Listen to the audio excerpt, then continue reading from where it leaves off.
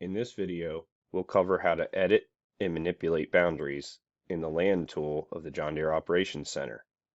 To get to Land, go to Setup and down to Land, and you'll be at this page. I have a couple example boundaries here. Let's say you followed our other guidance videos on how to make a boundary with multiple exteriors, and you end up with a shape that looks something like this. Going to click on this shape that I've imported from my display after driving the boundary, and I want to have these as exterior shapes, but I had to drive them as interiors through the display. If I go to my boundary in my multiple exterior example, as I come down through here, I can either go off the list or I can click individually on these pieces, but these should really be exteriors. The simplest way to do this is come down through, and depending on how I labeled them, this was supposed to be multiple exterior 2, multiple exterior 3. I have a lane and a waterway, just to make it easy to know which ones I want to convert. It's also fairly easy to look at the acres. Usually your other exterior shapes you drove will be higher acres. I'm going to change ME2 to an exterior. I'm going to change ME3 to an exterior. They've converted from yellow to pink. They're now in my exterior list. I still have my lane and my waterway as an interior. Even if I accidentally flipped that, now that's an exterior. I don't want waterway 1 to be an exterior. I can flip it back to an interior. Once you hit save at the end, now I'll have multiple exterior shapes all under the same field. If you farm fields like this where you're going to need multiple exteriors, this is the least amount of button clicks you can do on the Op Center after you drive in the field. If you drive the way that we've instructed in our Gator videos, it's the least amount of clicks to get the end result like this, so you don't have to spend as much time trying to manage your data in the Op Center. Now if I go back to Land, now this shows up all the same field name, multiple exterior, but I have all of the pieces showing up here. The next example I want to go through is merging fields. I want to put these 3 fields together here. They don't have to necessarily be touching. I just did that for this example. I'm going to click on all 3 fields, go to the top right, and click Merge. I can choose the field I want to keep. If I want to change the name afterwards, I'd be able to. I'm just going to pick Merge 1. So now I merge those together. And now the common question we get is, where did the rest of my boundaries go? I thought I was merging these together. If I go deeper into Merge 1, I'll find that now I have 3 boundaries. If I want to merge the boundaries together, the initial merge just brought the fields together. It didn't actually merge the boundary shapes. It just brings them all in here because maybe you were merging 2 fields that actually were the same exact shape. They were just overlaying each other, and over the years got named differently. In this example then, if I go to boundaries, I can click on boundary 1 and 2. Oh, it even gets us. Go to boundary 2 and go to merge, and I'm going to merge that with boundary 1 and click save. Go to boundaries again, and I'm going to go to boundary 3, go up to the top right and click merge.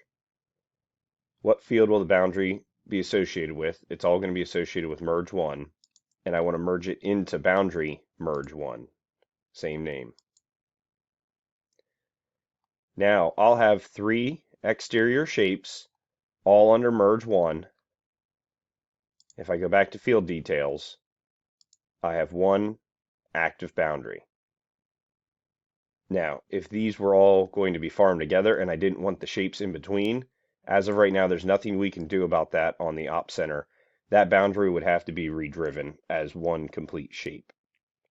But if these weren't touching, that wouldn't matter as much. That's a way that if you went out and tried to do boundaries like this and drive multiple exterior shapes, but you did them as individual fields, that would be the steps you'd have to go through to get them all together. You'd have to first merge the field together, and then you'd have to merge the boundaries together. And that's why we recommend doing multiple exterior shapes with interiors for the other exteriors under the same field name, because you cut out a step. You don't actually have to merge the fields together first, and then you don't have to merge the boundaries. You just have to change them from exterior to interior. The last example I want to go through is a field that has too many points, or maybe there was a mistake as you were driving with a gator. You went up around the corner here and hit pause and forgot to hit resume right away until you were further down. So if I want to clean this shape up, if I click on the shape and click on it again, once these points pop up, I have boundary tools.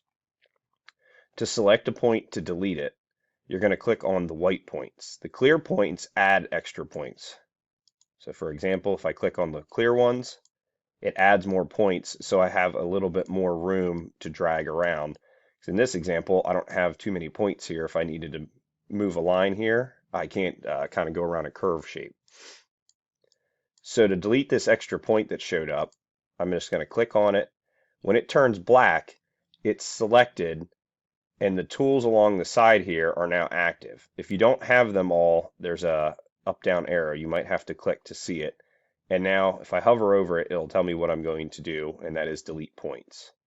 So if I delete that point, now the shape of my boundary has improved. Another common problem is you might go into a corner and there's far too many points for you to work with.